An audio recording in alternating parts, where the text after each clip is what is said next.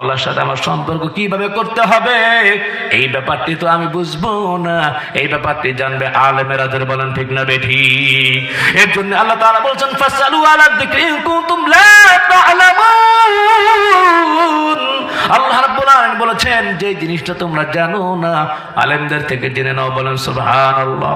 সম্মানিত ভাইয়েরা আমার, আলেমদেরকে আমরা ভালোবাসবো, রাজি আছি ইনশাআল্লাহ। হাফেজদেরকে আমরা ভালোবাসবো, রাজি আছি। নবীজি বলেছেন কুন আলিমান আও মুতাআল্লিমান আও মুস্তামিয়ান আও মুহিব্বান ওয়ালা তাকুন খামসান ফাতালিক। এক নম্বর হচ্ছে আলেম হও। এক নম্বর কি হও?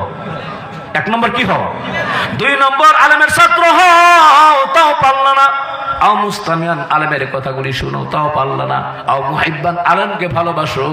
ওয়ালা তাকুন খামসান ফাতালিক, যদি 5 নম্বর হও ধ্বংস হয়ে যাবা। ধরে বলেন ঠিক না বেঠিক? আলেমদেরকে যারা ভালোবাসবে আল্লাহ রাব্বুল আলামিন এই পৃথিবীর ভিতরে 6টা পুরস্কার